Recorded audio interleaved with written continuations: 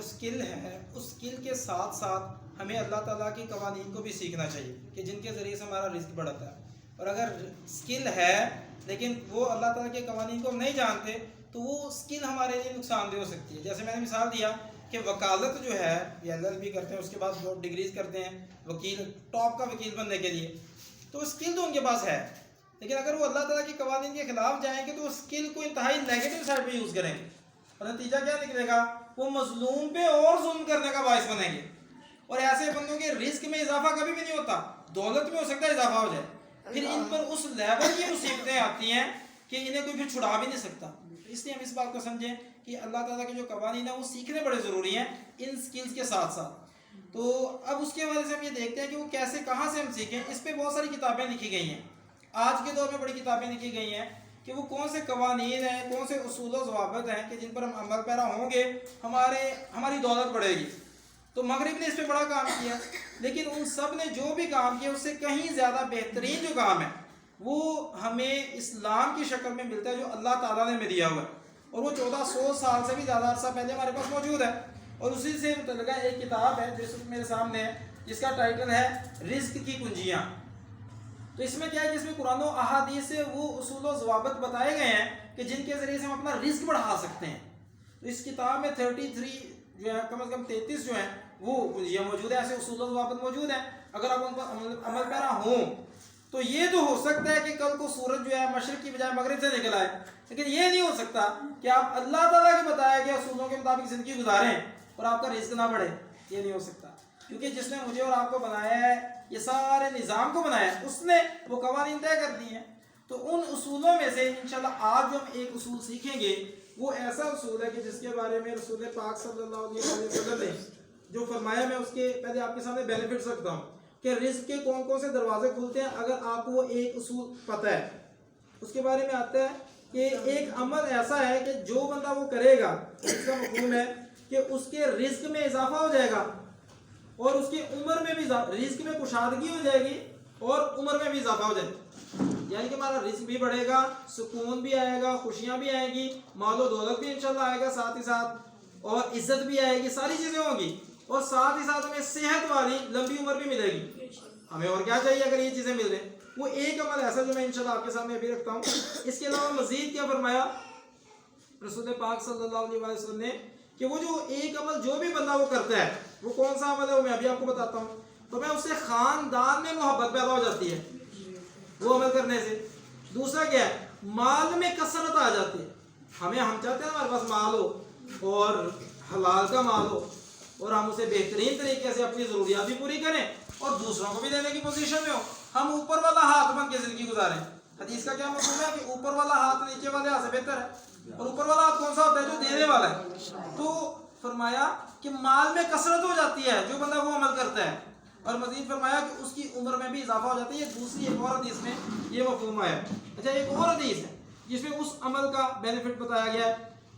اس کی وجہ سے فرمایا کہ جو بندہ وہ عمل کرے گا اس کی عمر میں اضافہ ہوگا, اس کے رزق میں وسعت ہو جائے گی اور وہ بری موت سے بچا لیا جائے.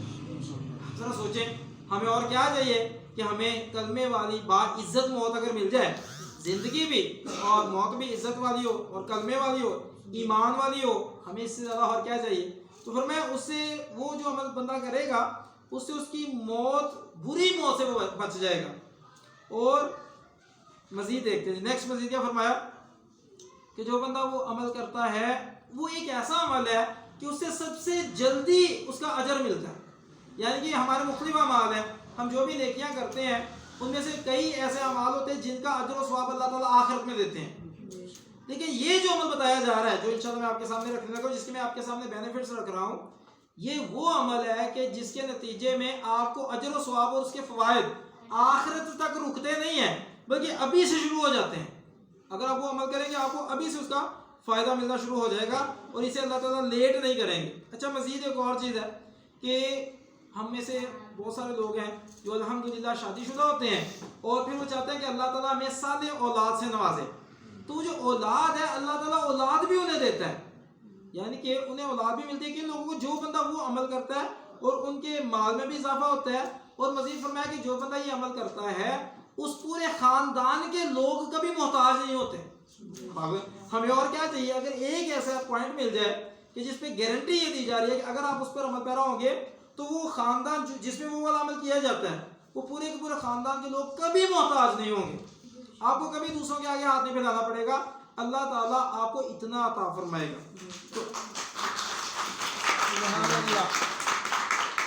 تو جب یہ چیزیں آپ کے سامنے آ گئی ہیں تو اب یقیناً آپ کے دل میں خواہش پیدا ہوتی ہوگی کہ ضرور عمل ہے کون سا، ٹھیک ہے؟ وہ میں آپ کے سامنے عمل جو رکھ رہا ہوں وہ یہ ہے کہ فرمایا کہ جو اللہ سے ڈرے اور صلہ رحمی کرے۔ کون سا؟ اللہ سے ڈرے اور صلہ رحمی کرے۔ یہ دو کام آپ کر دیں، اصل میں ایک ہی کام ہے۔ اللہ سے جب آپ ڈریں گے تو اللہ کی رضا کے لیے آپ نے وہ کام کرنا ہے جو اللہ فرما رہا ہے۔ اور صلہ رحمی کیا ہے؟ اپنے رشتہ داریاں بہترین انداز سے نبھانا سیکھ لیں۔ اگر آپ رشتہ داروں کو ان کے ساتھ اچھے طریقے سے نبھا کرنا جانتے ہیں، اگر آپ ان کی غلطیوں کو معاف کرنے کا آپ میں جگرا ہے، اس کا مطلب ہے کہ آپ کو رزق اللہ تعالیٰ کا وعدہ ہے کہ آپ کو ملے گا۔ اور اصل میں رسول پاک صلی اللہ علیہ وسلم نے جو ارشاد فرمایا وہ اصل میں اللہ نے فرمایا، کیونکہ رسول پاک صلی اللہ علیہ وسلم نے کبھی بھی کوئی بھی بات اپنی مرضی سے نہیں گئی۔ اور یہ میں آپ کو کیا ارشاد فرماتے ہیں کہ وما ينطق عن الهوى ان هو الا وحی یوحى، قرآن پاک میں آتا ہے، جس کا مفہوم ہے کہ میرا بندہ یہ کہ رسول پاک صلی اللہ علیہ وسلم کوئی بھی بات اپنے بات سے نہیں کرتے، بلکہ جو اللہ تعالیٰ کی طرف سے وحی ہوتی ہے اسی کو آگے ایکسپلین کر دیتے ہیں، لوگوں کے سامنے لوگوں تک پہنچا دیتے ہیں۔ اس کا مطلب یہ سارے فوائد اگر ہمیں چاہیے تو اس کا جو فارمولہ بتایا گیا، ہم اللہ سے ڈر کے اپنے رشتہ داروں کے ساتھ اچھے ہو جائیں، اس سے سلوک کرنا شروع کر دیں تو اس کا فائدہ، یہ سارے فوائد آپ کے سامنے آ جائیں گے انشاءاللہ۔ تو اس کا مطلب ہے کہ ہماری جو سکلز ہیں، چاہے وہ کمپیوٹر آپریٹنگ کی ہیں، وہ سٹیچنگ کی ہیں، سلائی کڑھائی کی ہیں، وہ بھی ہمیں کہیں زیادہ فائدہ دیں گی۔ لیکن اگر خدا نہ خواستہ یہ قانون اللہ کا توڑ رہے ہوں، اب اس کا تصویر کا دوسرا پہلو بھی ہے، وہ کیا ہے کہ اگر ہم صلہ رحمی نہیں کرتے، قطع رحمی کرتے ہیں، پھر جتنی مرضی محنت کر لیں ہماری کبھی پوری نہیں پڑے گی، اور یہ دنیا میں ہم پہ یہ پریشانی آنی شروع ہو جاتی ہے رزق کے حوالے سے۔ تو جب ہمیں اس بات کی سمجھ آ گئی ہے کہ یہ صلہ رحمی اتنا قیمتی عمل ہے، تو اب یہ سوال پیدا ہوتا ہے کہ یہ ہے کیا اور یہ کس طرح سے کرنا ہے کیا؟ وہ میں نے آپ کو تھوڑا سا اس کا ہنٹ دیا ہے۔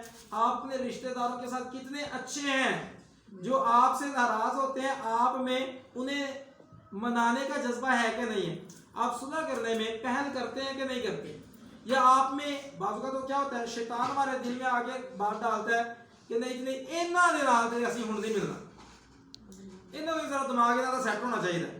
اور ہوتا ہے کہ ایسے موقع پہ کہ جب ان کا کوئی شادی وغیرہ کا معاملہ آتا ہے اس وقت شیطان اور زیادہ بھوکے مارتا ہے، آ کے کہتا بس ٹھیک ہے ہوں آن گے معافی منگن گے پھر جانا، نہیں تو وڑنا ہی نہیں، انہوں لگ پتا جائے گا کہ بڑے شریک بنے پھرتے ہیں۔ تو یہ جو چیزیں ہیں نا، آپ اس بات کو سمجھیے کہ یہ شیطان ہمارے ذہن میں ڈالتا ہے، جبکہ اللہ کیا پسند کرتا ہے کہ معاف کر دو اور صلح کرنے میں پہل کرو۔